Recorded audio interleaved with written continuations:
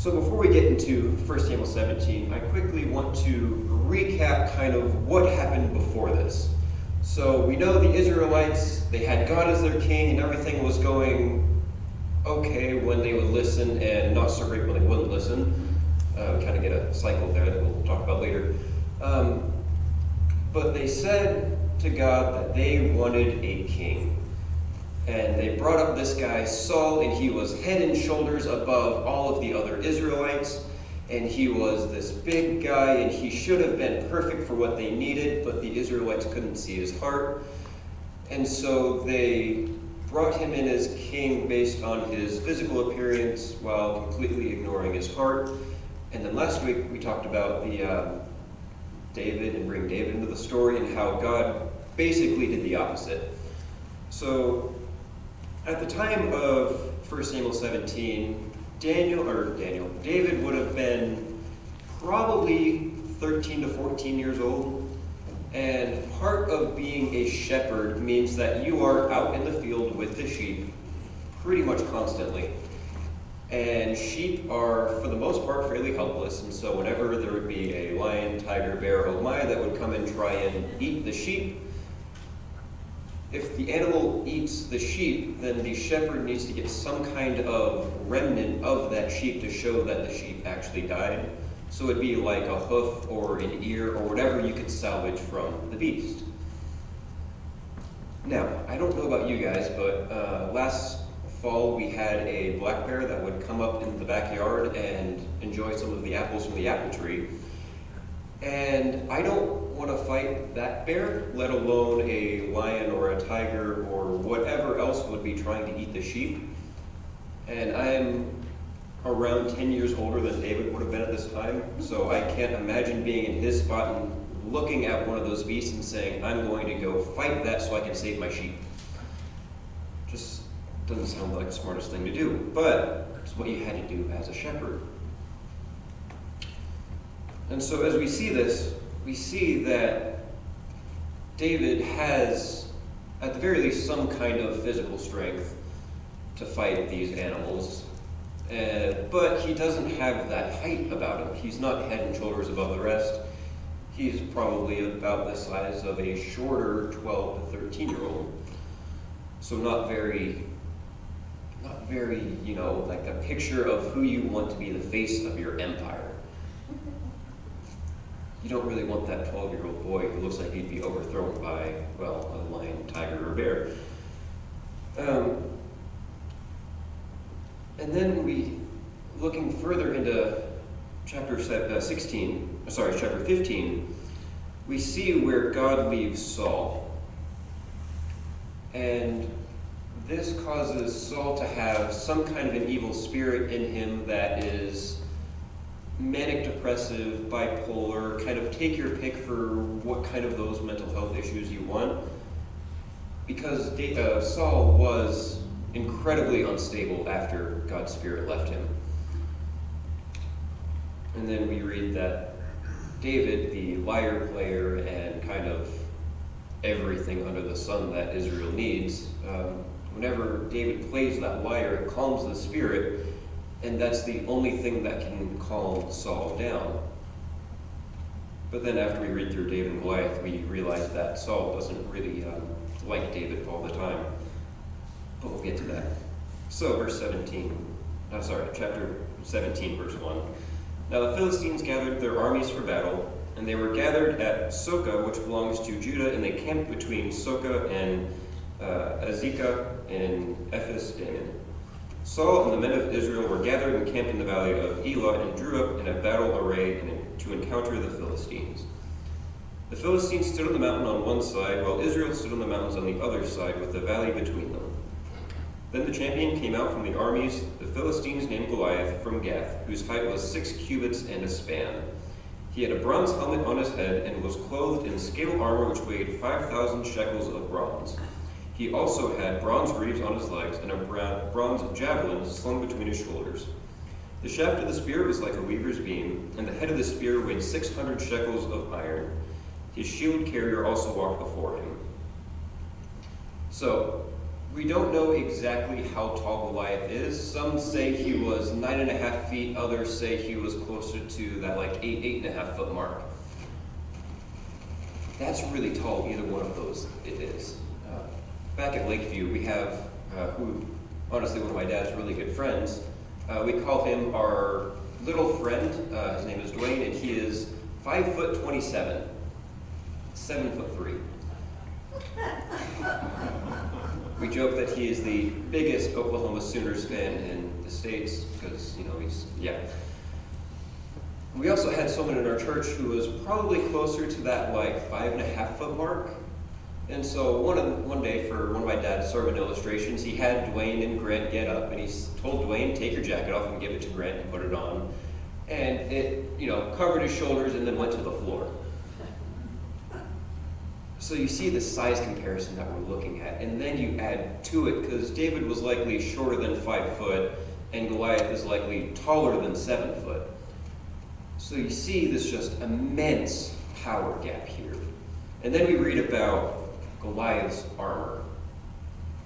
Somewhere over 120 pounds of chainmail. He has his bronze leggings. He has his javelin, or his spear, with a 25 to 30 pound spearhead. Versus that 12, 13-year-old little boy that's going to fight him. We're not there yet, but we'll get there. So verse 8. He stood up and shouted to the ranks of Israel and said to them, why do you come out to draw up in a battle array? Am I not the Philistine and you servants of Saul? Choose a man for yourselves and let him come down to me. If he is able to fight with me and kill me, then we will become your servants. But if I prevail against him and kill him, you shall become our servants and serve us. Have you guys heard that little thing called hubris? Yeah, being over 9 foot tall means you don't necessarily have that whenever you can win every fight just by looking at the guy. Which is working here against Israel too. Goliath is standing here, and we read later on that he's standing there for 40 days. Now we don't know if that is an actual 40 days or just kind of the Israelites saying, hey, he's been down there for a long time. And we're scared, we're terrified, we don't want to fight him. And traditionally, remember when I said that Saul was head and shoulders above all of the other Israelites? Saul should have been the one to go down and fight Goliath. He has his kingly armor, he has everything he should need to win, except for the Spirit of God, because he couldn't follow directions. But he should have been the one to go down there and defeat Goliath and take claim for the Israelites. But he doesn't. He stays up with the ranks, absolutely terrified with the rest of the soldiers, because that's a 10-foot man, and wow, we're not going to fight him. Yeah, it really makes sense when you think about how tall someone who is at least 8.5 feet is. Absolutely astounding. And then we get into verse 12. David was a son of Ephrathite of Bethlehem in Judah, whose name was Jesse. He had 8 sons, and Jesse was old in the days of Saul and advanced in years among men. He was an old man. He couldn't fight. The 3 older sons of Jesse had gone after Saul to the battle, and the names of his 3 sons who went to battle were Eliab, the firstborn, the second to him Abinab, and the third Shammah. David was the youngest, and that's the youngest of 8, not just of the first 3, or 4 technically.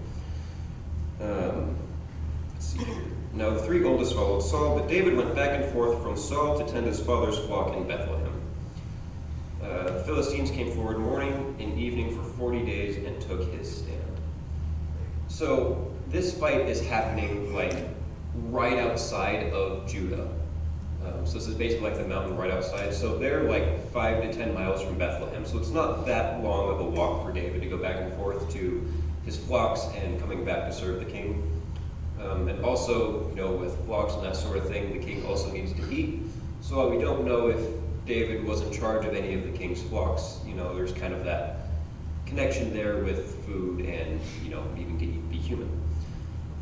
And so we see this, and we see that the 3 oldest sons are there, among the ranks, among those that are terrified, and David is just kind of wandering back and forth as he's needed in each place. And then, as we're getting to that 40-day mark where the Israelites are saying, wow, he's been here a long time, they're kind of running out of resources to just stand up there on the hill. So Jesse said to David, his son, "Take now for your brothers an ephah of roasted grain and these 10 loaves, and run to the camp to your brothers. Bring also these 10 cuts of cheese to the commander of their 1,000, and look into the welfare of your brothers, and bring back news of them. For Saul and they were all the men of Israel, and in the valley of Elah, fighting with the Philistines." So the way this battle looked, we read that Israelites are up here on top of the hill, and then the Philistines are over here on top of the hill, and there's this valley in the middle with Goliath standing there in the middle, yelling up at the Israelites, saying, "Hey, fight me, I'm cursing your God," and whatever else he wants to do.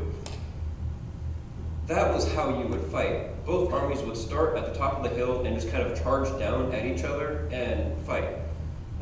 It reminds me of, I think it was the 1700s in wrestling, where two guys would stand opposite each other and like Rock'em Sock'em Robots, they would just punch each other, and then eventually someone got the wise idea to start ducking and avoiding getting punched, and that kind of revolutionized the world of boxing. So we can see how kind of that things that are basic now weren't always basic.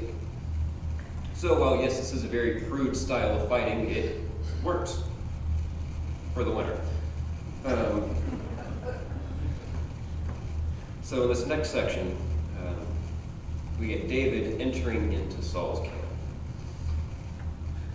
David rose early in the morning and left the flock with the keeper, and took the supplies and went as Jesse had commanded him. And he came to the circle of camp while the army was going out in a battle array, shouting the war cry. Israel and Philistine drew up in battle array, army against army. And then David left his baggage in the care of the baggage keeper, and ran to the battle line and entered in order to greet his brothers. His brothers were on one of the front lines, so they would have been pretty close to the edge of that hill to go run down and charge. And so David had to break through the lines in order to go see his brothers. So in effect, if Israel decided to start fighting right then and there, David would be involved in the fight whether or not he wanted to be. So it's a very vulnerable position for him to be in, but also he trusts that his brothers would take care of him if that were to happen. Also the fact that Goliath's still down there, we don't want to fight him. Verse 23. As he was talking with them, behold, the champion, the Philistine from Gath named Goliath, was coming up from the army of the Philistines, and he spoke these same words, and David heard them. When all the men of Israel saw the man, they fled from him and were greatly afraid. The men of Israel said, "Have you seen this man who is coming up? Surely he is coming up to defy Israel. And it will be that the king will enrich the man who kills him with great riches, and will give him his daughter and make his father's house free in Israel." That kind of reward for killing Goliath is no small reward. Last time I was preaching, I think it was for a lesson, it was about, I just blanked on the name, Balaam and his donkey. And so Balaam was going, and the other king went and got Balaam and said, "Hey, come here and curse Israel. I will give you enough silver to fill 3 houses. I'll give you fame and riches and whatever you desire, as long as you can come do this and curse Israel for me." It's kind of the same thing that we're talking about here, just in a different way of wealth. Great riches, that's kind of self-explanatory. There's going to be a lot of money that comes with killing Goliath, the man who's standing down there for 40 days and no one wants to touch him. Give him his daughter, give him Saul's daughter. That effectively makes him one of the princes of Israel. And so whoever wins becomes a prince and then gets put in Saul's court and just kind of gets put in kind of that royal status for doing this. And then makes his father's house free in Israel. That's just kind of basically saying you don't have to serve us anymore. You can just kind of do your own thing, but you're still part of the kingdom, that sort of thing. Kind of almost like the idea of a sovereign citizen, but actually makes sense. So we see this, and then we get David coming in.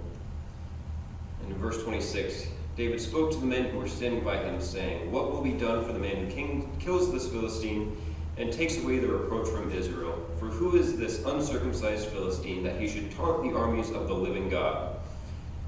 Courage. We'll get back to that. The people answered him, that according with his words, saying, "Thus it will be done for the man who kills him." Now Eliab, the oldest brother, heard when he spoke to the men, and Eliab's anger burned against David, and he said, "Why have you come down? With whom have you left those few sheep in the wilderness? I know your insolence and your wickedness of your heart, for you have come down in order to see the battle." But David said, "What have I done now? Was it not just a question?" Then he turned away from him to another and said the same thing. The people answered the same thing as before. So remember when I was talking about King Saul and kind of that heart issue?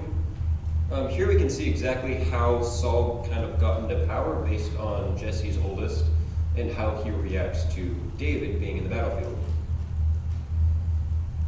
"Why have you come down, and with whom have you left those few sheep in the wilderness?" There's that immediate kind of distrust in saying, "You have your job back in Bethlehem. Why are you not doing it? You're not supposed to be here. This is where it's the adult table, basically. I know you have insolence and wickedness of your heart, for you have come down in order to see the battle." That's the full story before making their judgment, kind of, yeah. And so this is where we're at. It's kind of that sibling rivalry sort of thing, where the older brothers are there for the glory of battle and to fight the Philistines, and then David is the shepherd, and he's coming to bring supplies for them to make sure they're doing all right. And then the brothers are just thinking, "What are you doing here? You're supposed to be back at home taking care of the farm." And now we get to the main story. When the words which David spoke were heard, he told them to Saul, and he sent for him. David said to Saul, "Let no man's heart fail on account of him. Your servant will go and fight this Philistine." Again, 13-year-old boy going to fight a 9-foot giant clothed entirely in bronze. Yeah, that doesn't seem like a fair fight in any shape or form. You know, Goliath, he has his helmet, he has his chainmail, he has his leggings, he has his spear and his javelin and his sword, and he has his shield bearer, which was likely a very large rectangular shield that would cover the majority of Goliath's body. So effectively, Goliath's armor is impenetrable by anything, for the most part, because, you know, chainmail is pretty good against slashing and stabbing, and it's not very good, you know, the armor is good against blunt force trauma and that sort of thing. So you get this incredibly armored tank of a person who comes up and says, "Hey, I'll fight him." Just doesn't make sense. So Saul said to David, "You are not able to go against the Philistine and fight with him, for you are but a youth, while he has been a warrior from his youth." But David said to Saul, "Your servant was tending his father's sheep. When a lion or bear came and took a lamb from the flocks, I went after him and attacked him and rescued it from his mouth. And when he rose up against me, I seized him by his beard and struck him and killed him." He's talking about killing a lion and a bear by grabbing it by its mustache, or its beard, which is uncomfortable to begin with, but grabbing something by the face so you can hit it and kill it. That's the kind of training, unofficial training, that David has in terms of fighting. He's used to that unfair advantage. He's used to punching above his weight class. "Your servant has killed both the lion and the bear, and this uncircumcised Philistine will be like one of them, since he has taunted the armies of the living God." And David said, "The Lord who delivered me from the paw of the lion and the paw of the bear, he will deliver me from the hand of the Philistine." And Saul said to David, "Go, and may the Lord be with you." And Saul clothed David with his garments and put a bronze helmet on his head, and he clothed him with his armor. This is Saul putting his armor on David. Remember, I said Saul is head and shoulders above the rest of the Israelites, and he's giving his armor to this 12-year-old little boy. So it looks about like Grant did when he put on Dwayne's jacket that went to the floor. Just utterly ridiculous. So David girded his sword over his armor and tried to walk, for he had not tested them being the armor. So David said to Saul, I cannot go with these, for I have not tested them. And David took them off. He took his stick in his hand and chose for himself 5 smooth stones from the brook, and then put them in the shepherd's bag which he had, even in his pouch, and his sling in his hand, and the Philistine. He's wearing effectively what I am today, just kind of everyday clothes, some kind of tunic, probably some kind of pants, maybe, if not just like a long tunic. And he has his shepherd's staff, he has his sling, and he goes down and picks up 5 rocks. Versus a Philistine that's over 9 feet tall, that's covered in bronze, that is arguably one of the most well-armored, if not the most well-armored man in the Philistine army. Can you imagine how ridiculous that looks? Goliath knows this too. Then the Philistine came on and approached David with his shield bearer in front of him. Again, that's kind of person standing there holding the shield, kind of protecting the majority of Goliath, probably around him in chest, where then his chainmail takes over. When the Philistine looked and saw David, he disdained him, for he was but a youth, a ruddy with a handsome appearance.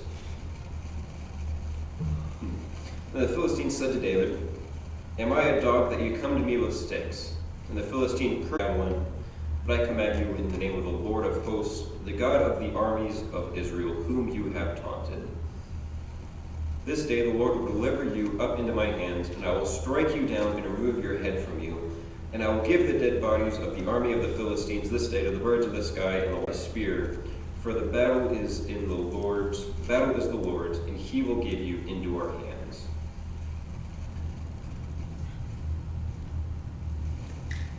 We have this kind of hubris from Goliath, and looking at this puny man. Have you guys seen, I just blanked on the name, not Guardians of the Galaxy, but the Avengers, where Loki is taunting Hulk, and so Hulk does what any Hulk would do and smacks him across the floor like ragdoll? You know what I'm talking about?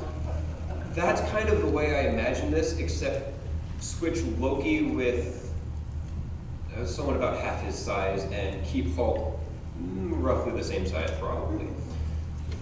That's what Goliath is imagining happening.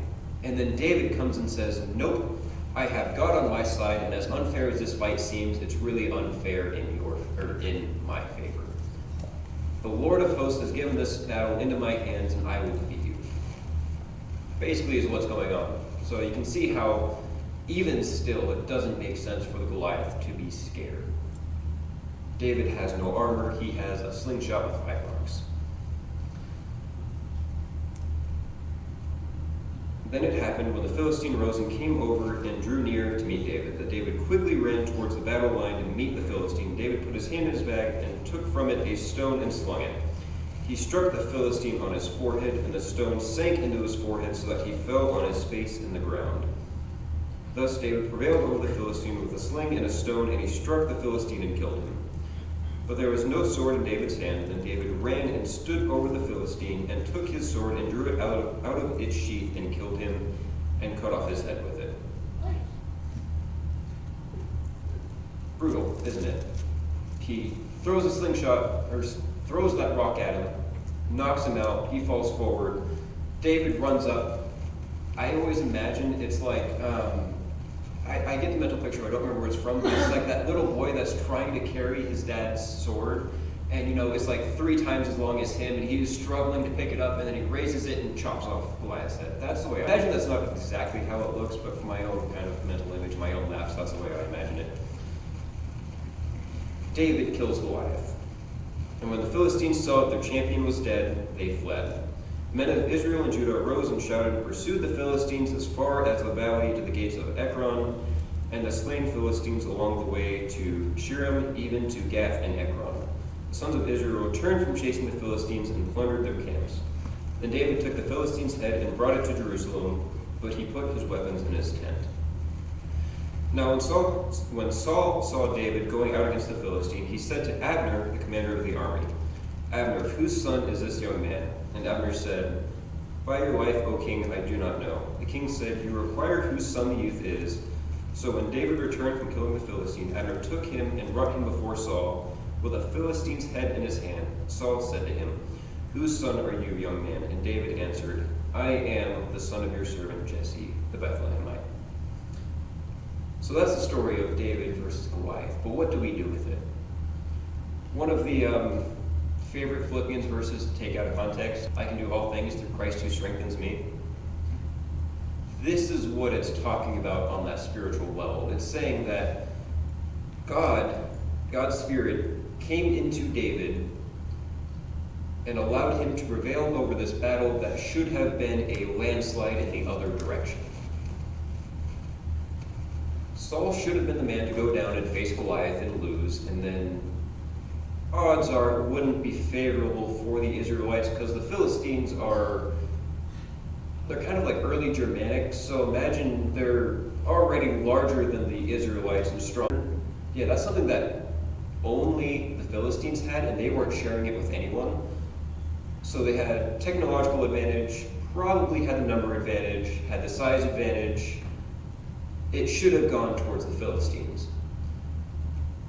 But David, who had faith in God, who said, "I can do this through God who strengthens me, through God's Spirit that's inside me, I can defeat this Israelite who is standing here and cursing our God."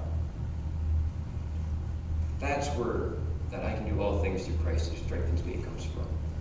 And that's what I want us to take away from this, is that no matter what the battle looks like, no matter what side looks like has the advantage, it doesn't matter as long as God is on your side.